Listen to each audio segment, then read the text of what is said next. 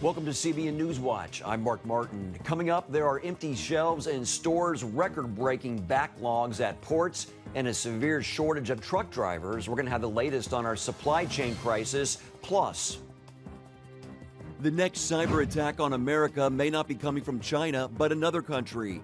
We'll hear from a former Defense Intelligence Agency officer who tells us which country is the biggest threat to our national security.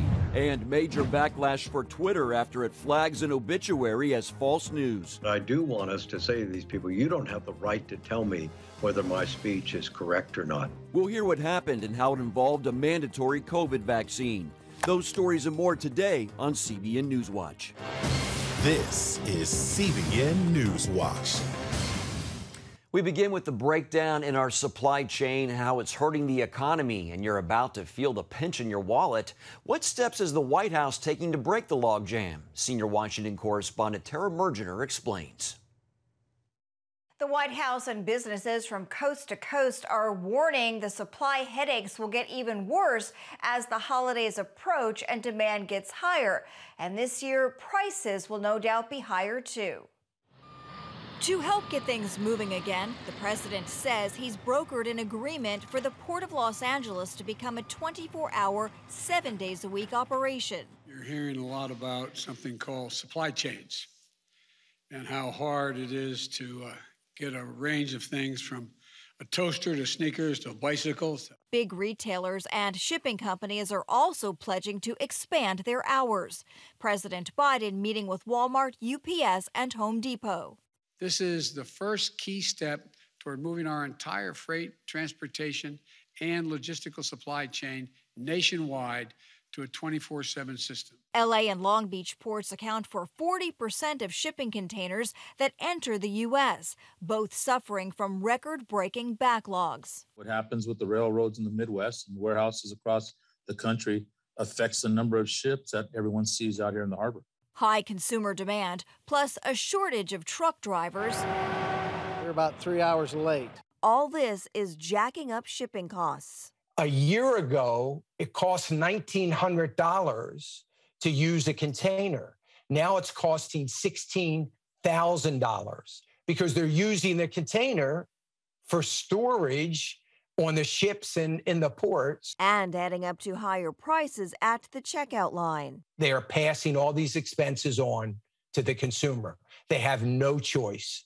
So we haven't even begun to see the inflation that is going to come from all of this. Factory workers and other supply chain issues are also keeping many items off store shelves, with shortages expected to continue through the holidays. To keep your shelves full, we have to order 8 weeks in advance, 8 to 6 weeks. Basically, what I've been telling people to do is start shopping early, even before Halloween. But the Treasury Secretary is telling Americans not to panic. I think there's no reason for consumers to panic about the absence of goods that they're going to want to acquire at Christmas. The latest inflation reading shows it edged up again last month to 5.4%, with the biggest increases in food, shelter, and gas. Now, according to a bank rate survey, 89% of Americans now notice these higher prices at the cash register, and 66% say they are hurting financially because of them.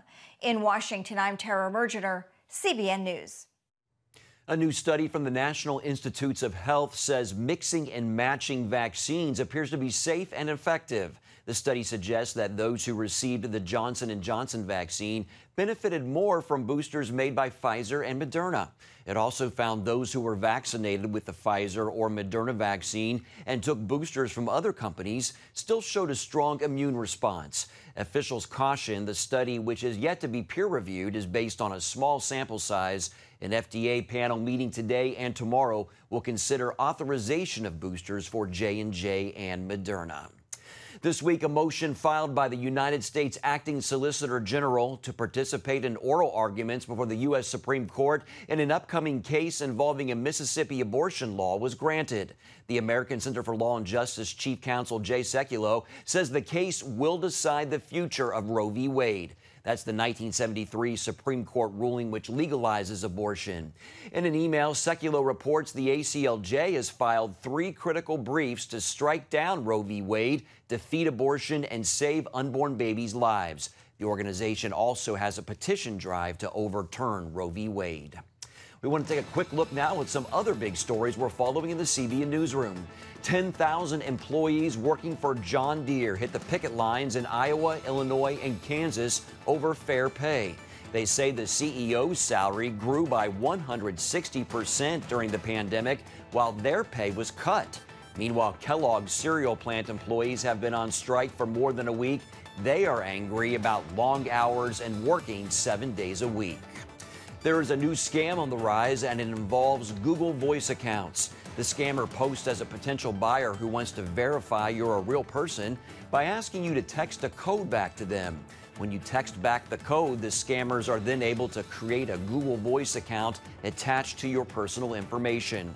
Google says they are aware of the issue, and the company says it's taking action on the Google Voice accounts created for the scheme. A violent clash in Beirut, Lebanon has killed at least 6 people today, injuring 32 more. Gunfire and explosions overtook the capital city during protests aimed at removing the judge leading the Beirut explosion investigation from last year. The fighting sparked as Hezbollah and Amal militants seek to either hide or reveal the truth behind the massive blast. Lebanon's military is now stepping in, pledging to shoot anyone armed in the streets. The violence comes as the region struggles with political unrest, a humanitarian crisis, and an economy on the verge of collapse. Israeli Foreign Minister Yair Lapid met with Secretary of State Antony Blinken Wednesday. He says Israel's security is something both nations view as top priority. The 2 diplomats discussed progress in the Abraham Accords signed last year. 1 year after those accords were signed, Israel's Knesset is moving to make sure the agreements survive the test of time. Chris Mitchell reports from Jerusalem. The establishment here at the Knesset of the Abraham Accords Caucus is the next step in solidifying the relationship between Israel and her Sunni Arab neighbors. Caucus co-chair Ruth Wasserman Lande says leaders across Israel's political spectrum are uniting behind the accords. And as you could see, you had people from former government, current government.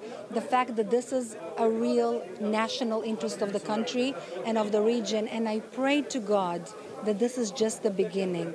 Bahrain's ambassador shared his country's support for expanding and protecting the accords. It can become the mechanism that enables us, despite the differences, to put our hands together and work towards one goal: a safer, more prosperous and secure Middle East. The event brought together many architects of the accords, like Jared Kushner, who says the peace agreements have started a ripple effect. It's spreading throughout the Middle East. It's spreading throughout the world. Muslims in Indonesia, Muslims in Saudi Arabia, Muslims in Malaysia, Muslims in Pakistan. They're seeing that Israel is not what they've been told it is, and they're seeing that Israelis are welcoming their Muslim brothers, and they're seeing that there's a lot that we could be doing together. This Bahraini shares a unique perspective after working with Israelis. This is my first visit, but it's not my first interaction with Israeli people.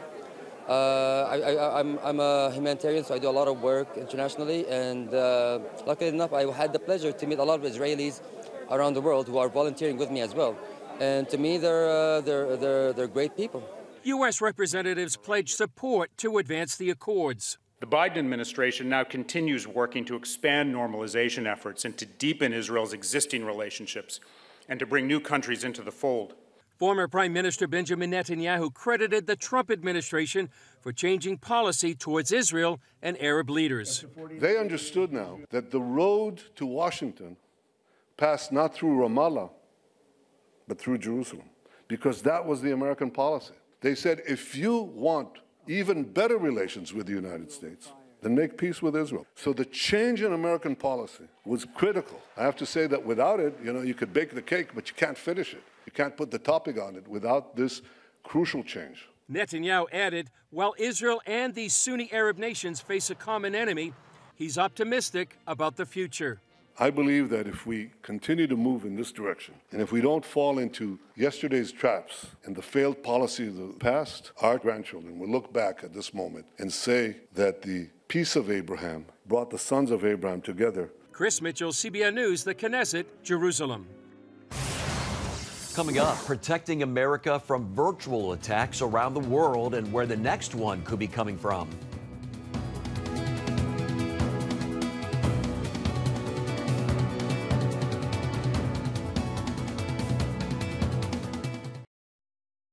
Welcome back to Newswatch. Cybersecurity analysts warned that more cyber attacks against American corporations and government agencies may be coming.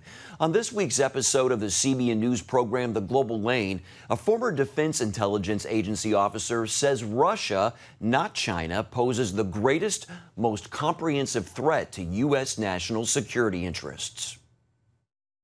Cyber attacks is just one prong of a multi-phase, multi-pronged strategy that is designed to defeat and destabilize the United States.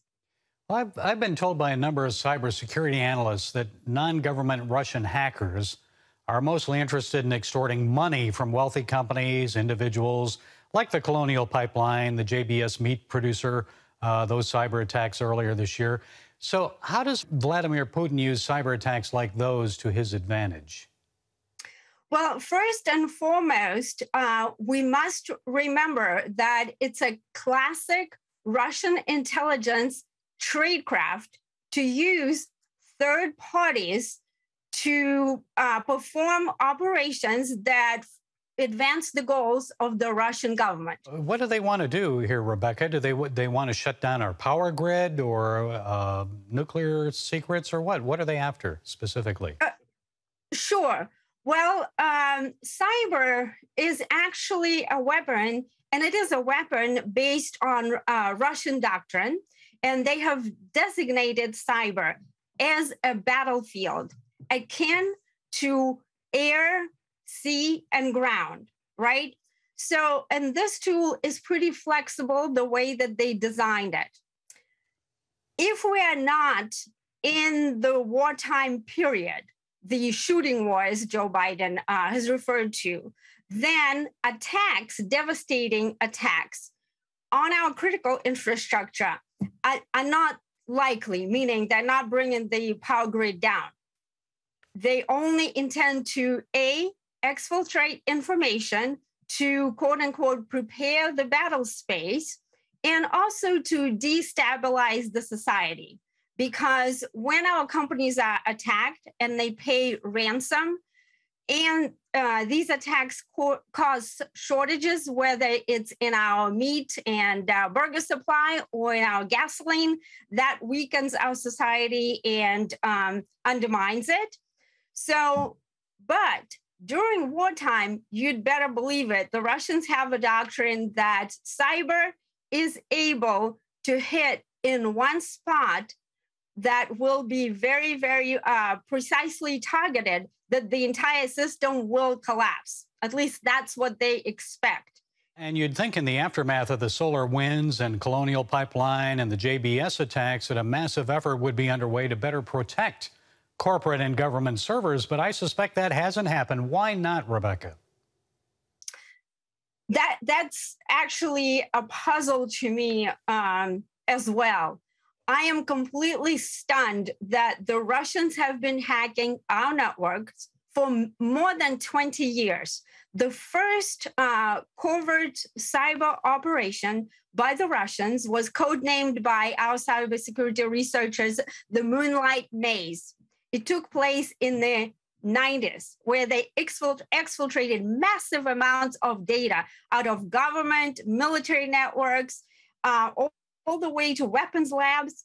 And so for years, we've been talking about, everybody's talking about, both administrations, actually, Republican and Democrats. You know, Dan Coats, the former director of national intelligence under President Trump, kept saying how the lights are blinking red, referring to the Russian threat, including cyber attacks, but nothing has been done. And it's puzzling. My assessment is that, A, it's costly, right? And the companies want to save money, but actually, they must do that because in the long run, they're going to lose a lot more money. And as far as the government is concerned, the government is simply incompetent in implementing very effective strategies. Look, they allowed Kaspersky software, which is run by the former quote-unquote KGB officer, the quote-unquote antivirus software run on government networks. I mean, how more incompetent does it get? Okay, well, we're looking for competence from our government now and from corporations, and let's pray that they do something before it's too late. Rebecca Koffler, former DIA officer, intelligence expert, author of the book, Putin's Playbook, Russia's Secret Plan to Defeat America. Thank you, Rebecca, for sharing those insights with us. Thank you. My prayers as well. Still ahead, Twitter flags a post about a woman's obituary, and the social media company's move is getting lots of pushback. We'll explain after this.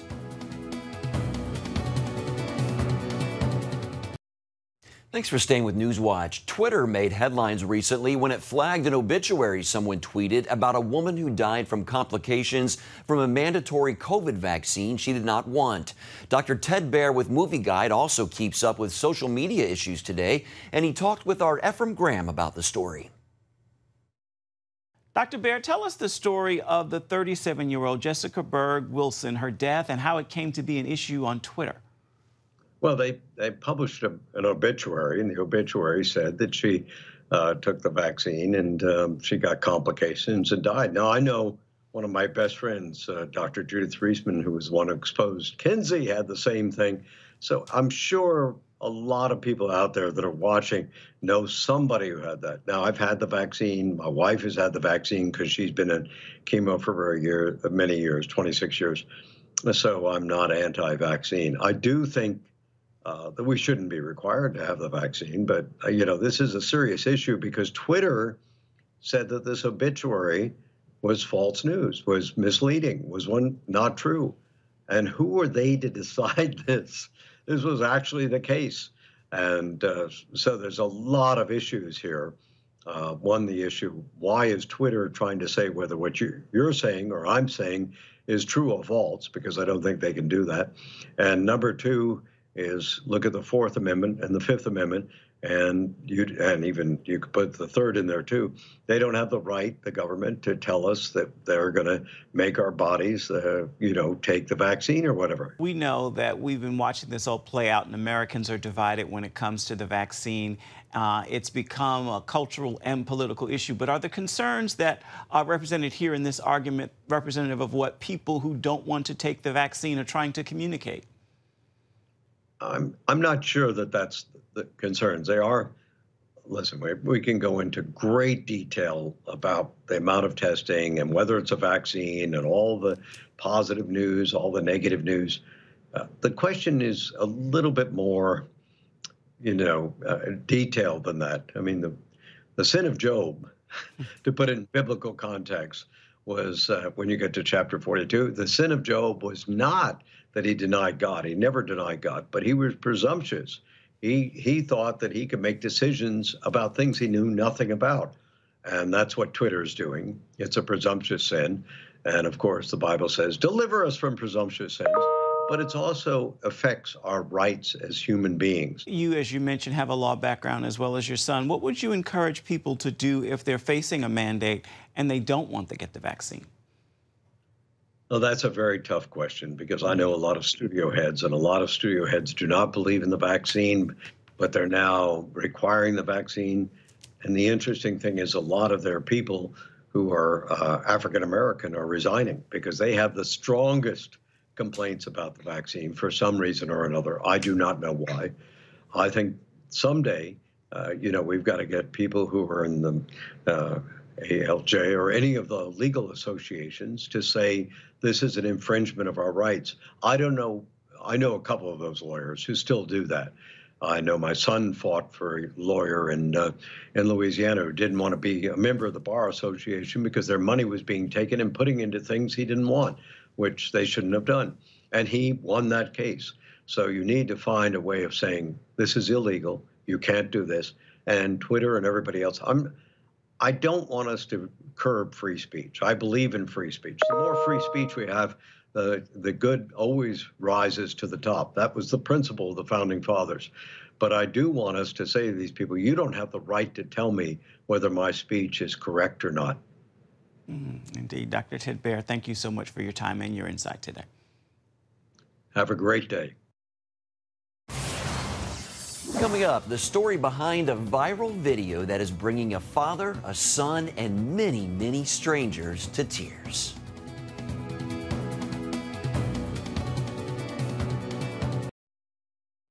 A viral video is bringing people all over the world to tears in a good way.